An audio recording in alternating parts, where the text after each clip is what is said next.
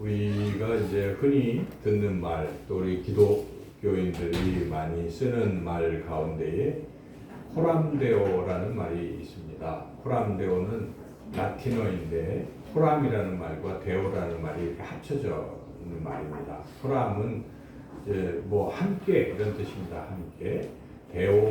데오는 뭐 테오스 해서 이제 하나님을 가리킵니다. 그래서 하나님과 함께인데 보통 하나님 앞에서 하나님의 임재 앞에서 하나님 앞에서 그렇게 우리가 번역할 수가 있어요. 그래서 코람데오, 이 코람데오라는 말은 참 우리가 좋아하고 또 그렇게 살려고 애를 쓰는 말인데, 이 코람데오는 종교 개혁을 했던 마틴 루터, 칼빈, 즈빙글리 뭐 이러한 종교 개혁자들이 또 굉장히 중요하게 여겼던 말이기도 합니다. 대표적으로 종교 시작했던 마틴 루터가 이 하나님 앞에서 코람데오라는 말을 굉장히 많이 생각했습니다. 마틴 루터는 무엇보다도 하나님 앞에서 어떻게 죄인이 설 수 있을까, 이런 고민을 참 많이 했어요. 그래서 그는 그 죄성을 없애려고 계단에 막 피가 나는데도 그 성당을 이 계단 수백 개를 오르내리고 하는 그런 고행도 해보고 했으나 하나님 앞에서 이 죄의 문제가 해결이 안 됐던 것이죠. 그러다가 로마서 1장 17절 말씀을 읽고 하나님의 한 의가 나타났으니 믿음에서 믿음으로 이르게 하나니 의인은 믿음으로 살리라 하는 말씀에 은혜를 받고 예수 그리스도를 믿음으로 이 죄가 사함받는다는 그런 깨달음과 확신을 얻게 되어서 그가 이제 회복이 되고 그리스도인으로 종교개혁도 하고 그렇게 했던 것이죠. 그래서 그 하나님 앞에서 죄인된 우리의 모습, 우리가 그런 거 많이 느끼는데, 그런지라도 예수 그리스도의 옷을 우리가 입을 때 우리의 죄가 사함받고 하나님 우리를 의인으로 인정해 주시는 줄로 믿습니다. 이 또 하나님 앞에서라는 말을 또 생각을 많이 했던 사람은 우리 장로교의 창시자라 할 수 있는 칼빈, 존 칼빈이 자기 인생의 좌우명을 코람데오로 했어요. 죽을 때까지 항상 그는 하나님 앞에서, 그러니까 하나님 앞에서의 어떤 신실한 삶을 살기를 원했던 것입니다. 하나님 앞에서 살려고 애를 썼던 것이죠. 그러한 종교 개혁자들 뿐만 아니라 많은 그리스도인들이 이 코람데오라는 말을 참 좋아하고 역시 그 코람데오를 좌우명으로 삼고 살아가는 그리스도인들이 참 많죠. 하나님 앞에서, 사람 앞에서가 아니죠. 우리가 사람들에게 뭘 보이기 위해서 살아가는 것이 아니라 하나님 앞에서. 그래서 아무도 보지 않을 때 사람들은 자기 마음대로 살기 참 쉽지 않습니까? 그런데 아무도 보지 않지만 하나님 앞에서 그렇게 진실되게 살아가는 것이죠. 그래서 또 이 자기 삶 가운데에 자기 혼자 이렇게 살아간다고 느낄 때도 있어요. 우리 사람들은 외롭고 아무도 날 도와주는 사람이 없다, 고독하다 이렇게 느끼고 살아갈 때도 있지만, 그때 역시 하나님 앞에서 사는 사람은 하나님이 나와 함께 하신다, 이런 믿음으로 어떤 난관도 또 극복하고 이기고 나가는 것이죠. 이게 바로 코람데오 신앙이라고 말할 수가 있습니다. 그래서 항상 하나님을 느끼고 하나님의 임재 속에서 하나님 앞에서 살아가는 것이죠. 하나님 앞에서 사는 삶의 모습을 성경에서 많이 볼 수가 있는데, 가장 대표적인 것이 오늘 우리가 읽었던, 오늘 하나님께서 우리에게 주시는 이사야서 6장 말씀입니다. 그래서 선지자 이사야가 하나님 앞에 섰어요. 하나님 앞에 섰을 때 선지자 이사야는 과연 어떤 자세로, 어떤 모습으로 임했는지 우리가 이 본문의 말씀을 깊이 생각하면서 많은 것을 우리가 얻을 수가 있습니다. 우리도 역시 하나님 앞에서의 삶의 모습은 자세는 이러해야 한다는 것입니다. 그래서 오늘 우리가 본문을 다시 한번 깊이 생각해 보면서 이 본문을 통해서 이사야가 하나님 앞에서 어떤 모습이었는지를 함께 살펴보면서 우리도 그러한 자세를 배우고 그렇게 살아가기를 간절히 소망합니다. 첫째, 이사야가 하나님 임재 앞에 서 있는 모습을 우리가 한번 상상을 할 수가 있는데 1절에서 이 4절은 하나님이 이렇게 딱 나타나신 것입니다. 선지자 이사야에게 딱 나타나고 환상 중에 나타나는데 그 모습이 어땠는지 1절에서 4절 전체를 천천히 생각하면서 함께 봉독하겠습니다. 우시야 왕이 죽던 해에 내가 본즉 주께서 높이 들린 보좌에 앉으셨는데 그의 옷자락은 성전에 가득하였고 스랍들이 모시고 섰는데 각기 6날개가 있어 그 둘로는 자기의 얼굴을 가리었고 그 둘로는 자기의 발을 가리었고 그 둘로는 날며 서로 불러 이르되 거룩하다 거룩하다 거룩하다 만군의 여호와여 그의 영광이 온 땅에 충만하다 하더라. 이같이 화답하는 자의 소리로 말미암아 문지방의 터가 요동하며 성전에 연기가 충만한지라. 읽으면서 이렇게 환상 같은 게 여러분들도 상상이 되잖아요. 그래서 하나님께서 보좌에 이렇게 다 앉으셨는데 옷자락이 아주 이렇게 전체 펼쳐져 있고 그 좌우에는 스랍이라고 하면 천사를 말하는 거예요. 천사들이 날개가 보니 6개인데 하나는 얼굴 가리고 하나는 발 가리고 2개로 이렇게 날면서 서로 하나님을 막 찬양하는 거예요. 거룩하다 거룩하다. 3번은 가장 최상급인 것이죠. 그래서 하나님 정말 거룩하신 분이라고 하나님을 찬양하는 그러한 소리가 막 나니까 그 소리에 문지방이 막 흔들리고 있는 그 연기가 이 성전에 자욱한 이러한 것을 이사야가 본 것입니다. 하나님 앞에 서 있는 것이죠. 하나님의 임재를 느끼고 있는 것입니다. 여러분 우리가 세상 살면서 하나님을 느낄 때가 있지 않습니까? 하나님을 느낄 때가 있어요. 어떤 상황들이 여러 가지가 있겠지만은 자기가 너무 어려울 때 주여 부를 때 하나님이 느껴지는 경우가 있어요. 하나님이가 만져주시거나 위로하시거나 또 말씀하시거나 하면서 하나님을 느낄 때가 있어요. 그런 느낌 앞에 우리가 하나님의 사랑을 깊이 느낄 때도 있고 또는 반대로 어떤 세상은 아무도 모르는데 정말 공개하고 싶지 않는 그런 죄를 어떤 죄를 범하고 있을 때 문득 하나님 앞에서의 느낌이 들면서 정말 부끄럽고 하는 이런 느낌이 들 수도 있습니다. 그래서 그런 하나님의 임재를 우리가 느끼고 살아가는 사람들이 바로 그리스도인인 것입니다. 살면서도 하나님의 존재를 생각조차 안 하고 산다면 이게 뭔가 하나님을 믿지 않거나 믿음이 잘못됐거나 하나님에 대한 마음이 없거나 그런 것이죠. 근데 보통의 그리스도인들이라고 하면 늘상 그렇지는 못할지라도 삶의 여러 순간에 하나님을 이렇게 느낄 때가 있다는 것이죠.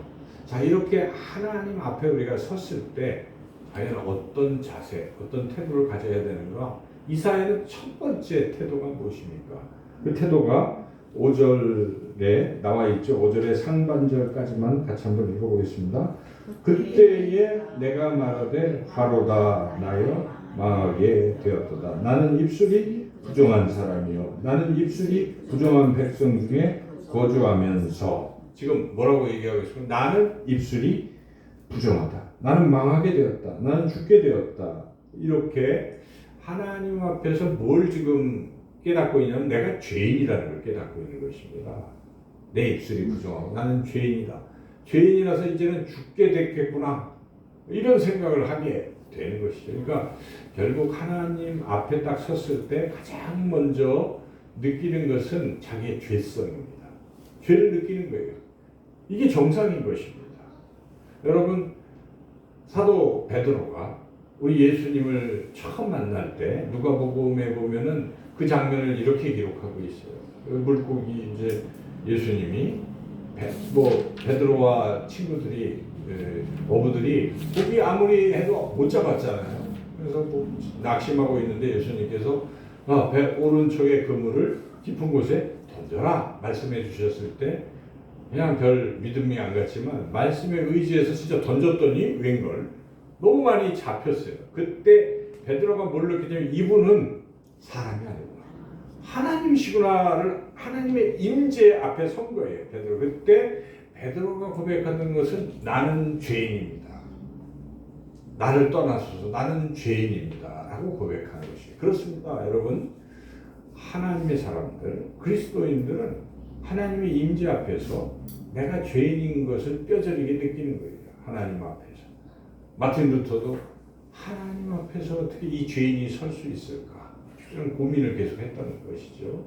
그러니까 첫째, 그것이 우리에게 느껴져야 돼요. 그래서 우리가 교회 예배 드릴 때 맨 처음에 하는 게 무엇입니까?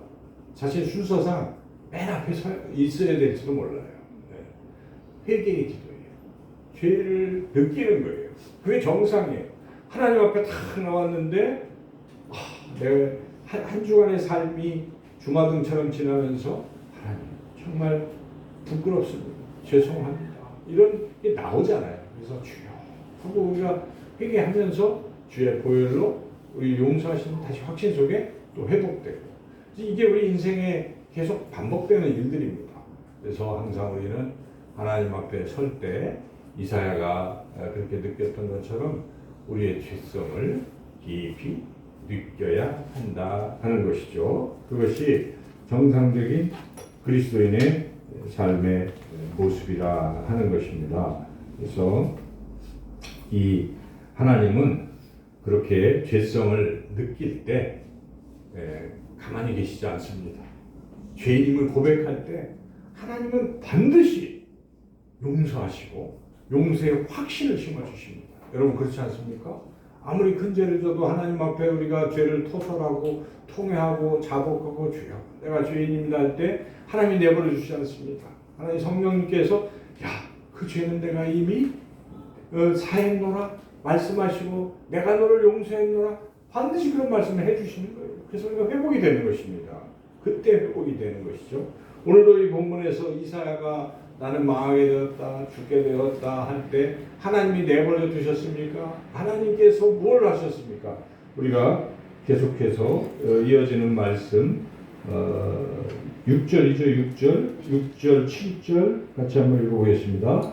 그때에 그 스락 중에 하나가 부젓가락으로 제단에서 지름과 핀 숯을 손에 가지고 내게로 날아와서 그것을 내 입술에 대며 이르되 보라 이것이 내 입에 닿았으니 네 악이 지하여졌고 네 죄가 사하여졌느니라 하더라. 이렇게 하나님께서는 고백하는 사람들의 죄를 용서하셨고 용서하신 것을 확신 있게 말씀해 주시는 것이죠. 성령님이 반드시 그렇게 하십니다.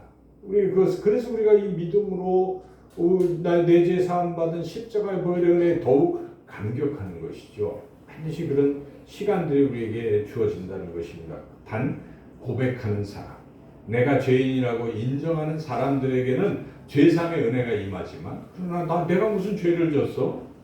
죄를 많이 지음에도 불구하고 그렇지 않게 생각하면 죄사함의 은혜가 없는 것입니다. 그래서 예수님께서 성전에 이렇게 들어가셨을 때 기도하는 사람 두 사람을 봤잖아요. 누가 기도를 하고 있었습니까? 바리새인과 세리. 바리새인은 당시의 사람들이 보기에는 의인입니다. 11조도 드리고 기도도 열심히 하고 신앙생활 열심히 잘하는 거예요. 근데 세리는 아주 죄인이에요. 자기네들의 세금을 막 탈취해가는 죄인이에요. 누구나 봐도 이쪽은 의인 같고 이쪽은 죄인 같아요. 그런데 문제는 하나님 앞에 섰을 때는 그 바리새인조차도 죄인인 것입니다. 겉으로는 번지르해도 그 속은 하나님 다 아시기 때문에 그 속마음을 아시기 때문에 그가 죄인인 거예요. 그런데 바리새인이 손을 번쩍 들고 하늘을 우러러서 하나님 저는 저 세리와 같지 않습니다. 저는 막 11조 드리고 이렇게 의롭습니다 하고 의를 드러내고 있었어요.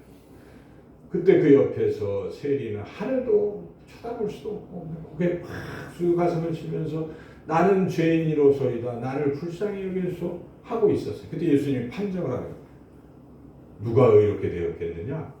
저 세리가 의롭게 되었다. 세리가 은혜를 받았다고 말씀하시는 것입니다. 세리가 더 우수하다고 말씀하신 것이 아니라 그가 죄를 고백했기 때문에 죄사함의 은혜를 받았다는 것입니다. 그가 의롭게 되었다고 예수님이 선언하시는 것입니다. 그렇게 되는 거예요. 신앙의 원리는 그런 것입니다. 우리가 뭘 잘하고 잘못하고의 문제가 아니에요. 하나님 앞에 섰을 때 내가 죄인이라고 정말 느끼고 고백하는 그 심령, 겸손한 심령을 하나님이 보시고 용서하시는 것입니다. 용서의 감격이 있는 것이죠. 그래서 사도 요한이 요한 1서를 보내면서 그들도 그리스도인들인데 그리스도를 향해서 이런 말씀을 해요. 만일 너희가 죄 없다 하면 너희 죄가 여전히 있지만 그러나 만일 너희 죄를 자백하는 저는 미쁘시고 의로우사 모든 불의에서 너희를 깨끗게 하실 것이라고 선언하신 것입니다. 그러므로 우리가 중요한 것은 다 인간 비슷해요. 우리가 죄를 얼마나 느끼고 고백하느냐에 달려 있습니다. 여러분 구약 성경을 읽으실 때 다윗과 사울을 우리가 비교해 보잖아요. 어떻습니까? 다윗이 더 의로운 삶을 살았을까요? 사울은 맨 나쁜 일만 해서 그랬을까요? 아니잖아요. 다윗이 오히려 어떤 면에서는 더 흉악한 죄를 저지르기도 했어요. 다윗은 자기의 충성스러운 부하 우리아의 아내를 탐하고 간음을 하고 그런 짓을 하고 그거 덮으려고 충성스러운 우리 아무것도 모르는 우리아를 그냥 전쟁터에 보내서 뒤로 요압을 시켜가지고 그를 죽여버리는, 정말 우리가 그 드라마를 본다면 아마 다윗 착하다고 해서 아무도 없어요. 막 다윗에 대한 분노가 우리가 일어날 거예요. 근데 사울은 물론 사울도 나쁜 점이 많죠. 대표적인 것은 자기에게 충성을 다하는 똑같은 다윗을 계속 죽이려고 쫓아다니고 있는, 십수년간 거짓만 하고 있는, 그건 참 이상한 거죠. 사울 왕으로서의 나라를 위해서 하지는 않고 자기 정적만 제거하려고 계속 그 짓을 했던 것이죠. 하나님 좋게 보지 아니하셨죠. 그런데 그 사울에게 또 사울이 또 잘못한 것은 자기가 마치 제사장인 양 사무엘이 드려야 할 제사를 자기 마음대로 드리는 이제 이러한 죄를 범했을 때 사무엘을 통해서 하나님께서 죄를 지적을 했어요. 네가 어찌 그렇게 하느냐. 그럴 때 사울의 태도가 어땠습니까? 변명만 해요. 변명. 내가 정말 잘못했다. 이렇게 하지 않고 변명으로 일관을 했던 것이죠. 그래서 결국은 죄를 회개하지 않기 때문에 사울왕은 하나님의 버림을 받은 것이죠. 전쟁터에서 비참하게 죽게 된 것입니다. 그러나 다윗은 선지자 나단이 지적합니다. 네가 그랬다라고 할 때 다윗이 건방진 선지자 네가 감히가 아니라 자기가 잘못했음을 인정하고, 여러분 시편 51편을 읽어보면 다윗이 자기의 죄를 철저하게 고백하는 모습을 우리가 볼 수가 있어요. 하나님 그걸 기뻐하시는 것입니다. 통회하는 신령. 잘잘못의 문제가 아니라 잘못했음을 하나님 앞에 진솔하게 회개하는 그런 겸손한 모습을 하나님 기뻐하시고 다윗은 회복시키시고 하나님 마음에 합한 사람이라고 인정해 주신 것입니다. 그러므로 우리가 항상 하나님의 임재 앞에 있을 때마다 우리의 죄성을 하나님 앞에 고백하는 저와 여러분 모두가 되시기를 주님의 이름으로 축복합니다. 두 번째로 이사야가 하나님 앞에서 어떤 모습이냐면, 뭐 비슷할 수도 있는데 이건 자기를 한없이 낮추고 하나님을 이렇게 높이는 이런 모습이라는 것이죠. 그래서 아까 5절 하반절을 우리가 읽지를 않았는데 하반절부터 만군의부터 한번 읽어보겠습니다. 만군의 여호와이신 왕을 배웠음이로다 하였더라. 그러니까 천사들도 만군의 여호와, 그냥 여호와 정도로 불렀는데 지금 이 선지자 이사야는 만군의 여호와이신 뭐라고 말씀을 하고 있냐면은 왕을 배웠다. 이제 왕이라는 표현은 나는 한없이 낮은 존재고 하나님은 높은 존재다. 그러니까 하나님 앞에 무릎을 꿇는 것이죠. 하나님의 다스림에 내가 통치하심에 내가 받겠다. 하나님의 다스림을 받겠다는 그러한 모습이죠. 이게 참 중요한 것입니다. 이제는 나는 내가 살아봤더니 죄만 자꾸 짓고 내 마음대로 살면 안 되겠습니다. 나는 포기합니다. 이제 하나님의 다스림을 받겠습니다. 하는 하나님을 높이는 어떤 이러한 모습인 것입니다. 하나님을 정말 왕으로 나의 왕으로 모시는 이러한 모습. 하나님의 임재 앞에서 이게 된다는 것입니다. 이제는 하나님을 높인다는 것입니다. 여러분 우리 잘 아는 그 10명의 나병 환자가 있었잖아요. 그런데 10명 중에 다 낫어요. 좋아서 가는데 딱 한 명만 사마리아 출신의 나병 환자는 오던 길을 돌아와서 주님 앞에 가서 뭐 했으면 무릎을 탁 꿇고 엎드려 버렸어요. 그리고 감사했어요. 엎드리는 자기를 한없이 낮추는 이런 행위, 이거죠. 그러니까 이 신앙에 있어서 바로 하나님의 임재 앞에서는 하나님이 나의 창조주시고 나의 왕이시기 때문에 굴복하는 것입니다.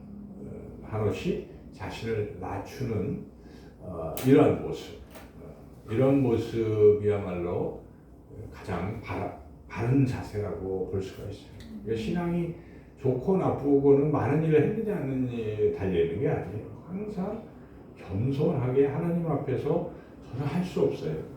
저는 아무것도 할 수 없어요. 주님 저에게 능력 주세요 하고 엎드리는. 그래서 기도하지 않고는 할 수 없는 거예요. 어떤 사역도 자신만만한 게 아닌 것이죠. 그래서 하나님이 쓰시는 사람도 어떤 사람입니까? 문벌이 있는 사람도 아니고 능력 있는 사람도 아니고 그냥 비천해 보이지만은 하나님 앞에 겸손한 사람을 하나님 쓰시는 것입니다. 그래서 우리가 늘 하나님 앞에서 겸손한 자만이 하나님의 쓰임을 받게 되는 줄로 믿습니다. 세 번째, 하나님의 임재 앞에서의 이 이사야의 태도는 마지막 8절에 나타나는데 우리가 8절 같이 한번 읽어보겠습니다. 내가 또 주의 목소리를 들으니 주께서 이르시되 내가 누구를 보내며 누가 우리를 위하여 갈고 하시니 그때 내가 이르되 내가 여기 있나이다 나를 보내소서 하였더니 이제 그렇게 하나님의 임재 앞에서 죄사함도 받고 이러고 있는데 다 이제 정결하게 됐잖아요, 입술도. 그런데 하나님이 뭐 하라고 말씀하시는 게 아니라 그냥 이 천상 회의를 하고 있는 거예요. 야, 우리가 이 일을 해야 되는데 삼위일체 하나님이겠죠. 누가 우리를 위하여 갈고 라고 하는데 이걸 들었어, 이 사람. 그리고 내가 여기 있어요. 나를 보내주세요. 이것은 하나님이 시켜서 했다기보다도 이 맥락에서 뭡니까? 자발적으로 순종하고 헌신하는 거예요. 그러니까 하나님의 임재 앞에서 하나님의 뜻을 깨닫는 사람의 태도가, 바른 태도는 자발적으로 순종하는 어떤 이런 모습입니다. 근데 우리가 깊이 생각하면 어떻게 해서 이사야가 내가 여기 있나이다 나를 보내소서 하고 자발적으로 순종할 수 있었을까요? 저는 은혜를 받았기 때문에 그렇다는 것입니다. 내가 죄인이고 이제 다 죽게 됐는데 하나님께서 친히 천사를 보내셔서 제단 숯불을 대셔서 내 죄를 용서하시고 깨끗하게 하셨기에 지금 그 은혜 속에 있는 거예요. 그 사랑 속에서 뭘 하고 있는 것입니까? 하나님의 큰 사랑을 느끼니까 이 하나님이 원하는 뜻에 대해서 하고 싶은 겁니다. 자발적으로 순종하게. 이게 맞는 거예요. 그냥 시켜가지고 억지로 가는 신앙의 이 삶이 아니라 오직 주의 사랑에 매여서 가는 게 맞는 거예요. 그래서 우리가 힘쓸 일을 우리 힘으로 뭘 하려고 하는 것이 아니라 하나님의 사랑을 깊이 십자가 사랑을 느끼는 사람은 하는 겁니다. 십자가 사랑을 느끼면요 선교도 하는 거예요. 중국 선교의 아버지라고 하는 허드슨 테일러가 왜 거기를 갔습니까? 그걸 물어보니까 딱 한 말, 십자가 사랑에 내가 여기 안 올 수가 없었다. 그 허드슨 테일러야말로 주님의 사랑을 너무 느꼈던 것입니다. 주님이 나를 위해서 나 같은 죄인을 용서하시고 구원해 주셨다는 그 감격이 너무 크니까 자발적으로 순종한 것입니다. 많은 선교사님들이 죽음을 무릅쓰고 하는 그 결정적 이유가 무엇입니까? 이거 해갖고 내가 천국에 가서 상 받아야지 이런 게 아니에요. 그냥 사랑하셨으니까 사랑에 매여서 하는 게 이게 올바른 모습이라는 이사야는 그렇게 주님의 사랑에 매여 있었다 하는 것입니다. 저는 아브라함도 그렇지 않았을까 생각해봐요. 본문에 명확히 나와 있는 건 아니지만 아브라함이 이제 참 신앙이 사실 좋은 것 같아도 처음엔 잘 떠났지만 그 뒤에 자기 아내를 자꾸 동생이라고 하면서 목숨을 보존해서 하나님의 뜻이 이루어지지 못하도록 막 그 약속의 아내가 몸이 더럽혀질 수도 있는 이런 것을 자초할지라도 나만 살자고 했던 아브라함이었는데 그 말년에 아브라함은 달라졌잖아요. 아브라함은 100세 이삭을 얻고 그 뒤에 10수년이 지난 후에 오늘날 우리 하나님께서 아브라함을 시험하시려고 아브라함아 네 독자 이삭을 번제로 바치라. 그럴 때 아브라함이 이게 말이 되는 거냐 이런 게 따질 것이 아니라 아침 새벽같이 일어나셔서 아들 데리고 막 짐을 주워서 아들한테 그 번제 쓸 나무까지 해가지고 갔잖아요. 저는 그때 아브라함이 어떤 마음을 가지고 그 일을 했을까? 하나님이 시키시니까 그냥 억지로라도 순종해야지라는 것보다는 아들도 주신 하나님, 나를 용서하시고 여기까지 인도하신 하나님의 사랑과 은혜 속에서 그냥 감사하는 마음으로 그 일을 하지 않았을까 이런 생각을 해봅니다. 그러니까 우리의 신앙이 정말 올바른 모습은 나의 무엇을 위해서 복을 받기 위해서라든지 이런 신앙 또 장차 천국에 가서 상을 받기 위해서 이렇게 하는 물론 그것도 다 맞는 얘기지만 본질적으로는 그것보다는 하나님의 사랑은 너무나 큰 거 아니겠습니까? 우리가 이 죄 사함 받는다는 게 좀 큰 거예요. 죄에 이렇게 매여 있게 되면 굉장히 부담이 큰 거예요. 인간은 누구나. 그런데 이 죄를 하나님이 용서해 주셨다는 이 감격 속에서 그래서 내가 지옥 가지 아니하고 하나님 나라 갈 수 있다는 이 확신 속에서 감사와 감격 속에서 우리도 이사야처럼 내가 여기 있습니다. 나를 보내소서 하는 그런 자발적 순종에 이르시기를 주님의 이름으로 축원합니다. 기도하겠습니다.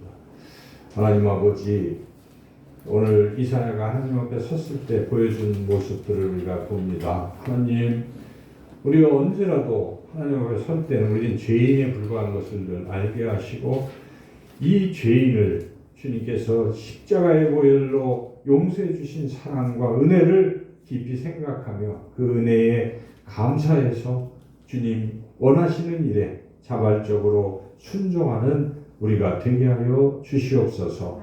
이것이 단지 한 주간의 삶이 아니라 하나님 앞에 가는 그날까지 항상 하나님 앞에서 코란데오의 삶을 살아가게 하여 주시기를 간절히 원하옵고 예수님의 이름으로 기도드리옵나이다. 아멘.